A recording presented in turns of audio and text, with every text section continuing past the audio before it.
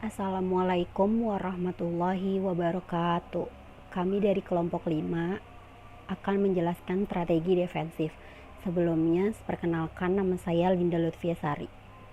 Jadi, strategi defensif itu dalam mempertahankan posisi perusahaan terhadap pesaing, perusahaan perlu mengenal berbagai pesaing, baik dari pendatang baru maupun pendatang lama atau yang pendatang sudah mapan.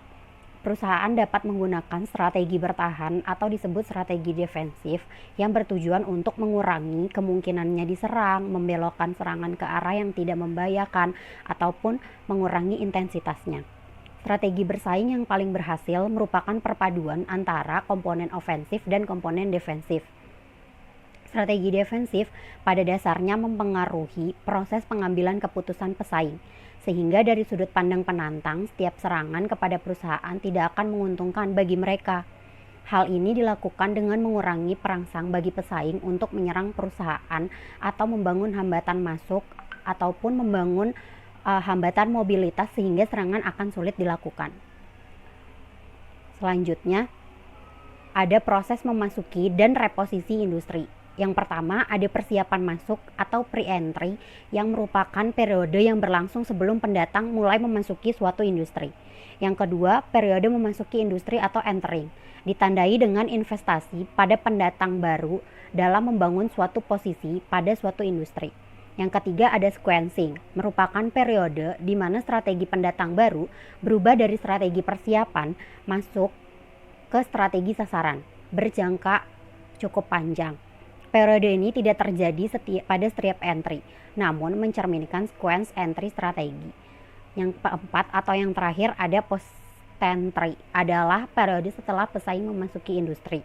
Pada tahap ini, investasi telah bergeser pada pemeliharaan atau pertahanan posisi dalam industri strategi defensif yang bertujuan untuk mempengaruhi perhitungan penantang tentang keuntungan yang dapat diharapkan dari strategi masuk atau perbaikan posisi, sehingga penantang berkesimpulan bahwa rencana tindakannya tidak layak atau condong pada strategi yang tidak berbahaya.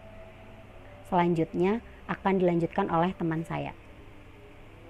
Assalamualaikum warahmatullahi wabarakatuh. Saya Nidia Mulyawati. Saya ingin menjelaskan tentang membangun hambatan struktural. Taktik defensif yang menimbulkan hambatan struktural adalah dengan menutup jalan yang mungkin dipakai penantang untuk menyerang. Beberapa taktik defensif dalam menimbulkan hambatan struktural adalah sebagai berikut. Yang pertama, mengisi kesenjangan produk atau posisi. Yang kedua, menutup akses saluran. Perusahaan mempersulit penantang untuk mencapai saluran distribusi, berarti perusahaan telah membangun hambatan struktural yang besar. Yang ketiga, menimbulkan biaya peralihan pembeli atau buyer switching cost. Perusahaan bertahan dapat menimbulkan hambatan dengan menimbulkan switching cost pada pembeli, misalnya layanan pelatihan cuma-cuma atau murah. Yang keempat, meningkatkan biaya percobaan produk. Perusahaan penantang akan menghadapi masalah bila menggunakan biaya yang besar untuk membuat pembeli mencoba produknya. Yang kelima, meningkatkan skala ekonomi secara defensif. Peningkatan ini menimbulkan hambatan karena meningkatkan biaya dan investasi. Selanjutnya, saya akan menjelaskan tentang evaluasi teknik defensif. Semua taktik defensif yang diuraikan sangat berbeda dengan karakteristiknya dan kesesuaiannya dengan perusahaan. Perusahaan harus menentukan taktik yang efektif bagi industrinya dengan melihat para penantang potensial yang dihadapinya. Beberapa tolak ukur penting yang dapat dipakai dalam menilai taktik defensif adalah sebagai berikut. Yang pertama, manfaat bagi pembeli. Perusahaan harus memperhatikan dampak taktik defensif terhadap pembelinya. Pembeli tidak boleh merasa dirugikan oleh perusahaan. Yang kedua, asimetri biaya efektivitas taktik defensif. Bergantung pada asimetri antar biaya taktik bagi perusahaan dengan biaya yang harus ditanggung penantang. Asimetri biaya timbul karena perbedaan posisi perusahaan dengan penantang. Dalam hal ini, terdapat biaya, skala, lokasi, atau keterkaitan industri. Dan hal ini menimbulkan 3 pertanyaan, yaitu apakah taktik itu dapat diarahkan pada jalan yang cenderung dipakai untuk serangan penantang, atau apakah taktik itu bersifat lebih umum. Oleh karena itu, asimetri biaya taktik defensif tergantung pada penantang spesifik yang dihadapi. Dan Daya tahan akibat perusahaan sebaiknya memilih taktik defensif yang berdampak lama sehingga dapat menekankan biaya taktik defensif. Yang ketiga, kejelasan pesan. Perusahaan perlu memilih taktik defensif yang berimplikasi akan terbaca atau dipahami oleh penantang profesional. Yang keempat, kredibilitas. Perusahaan harus memiliki taktik defensif yang dapat dipercaya. Taktik yang dapat meningkatkan hambatan akan memiliki kredibilitas bila penantang melihat sebagai bentuk persaingan permanen atau berjangka panjang. Yang kelima, dampak pada tujuan pesaing. Perusahaan harus mengambil taktik defensif yang dapat diukur pada tujuan tertentu.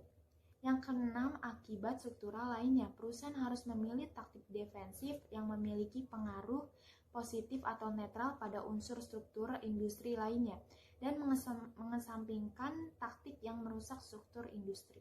Terima kasih. Selanjutnya akan dilanjutkan oleh Gina.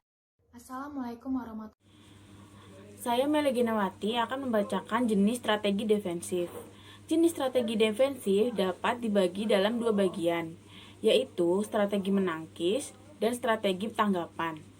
Yang pertama yaitu A. Strategi menangkis atau deterrence.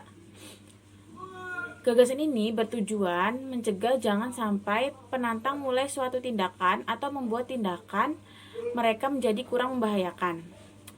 Biaya untuk menangkis seringkali lebih rendah daripada biaya melawan setelah tantangannya muncul. Namun, perusahaan tidak dapat menghalangi tantangan selain memahami sifat ancaman. Langkah-langkah penting dalam strategi ini dapat dirangkum sebagai berikut. Yang pertama, memahami semua hambatan yang ada. Yang kedua, memperkirakan siapa yang cenderung menjadi penantang. Yang ketiga, memperkirakan jalur serangan yang mungkin ditempuh.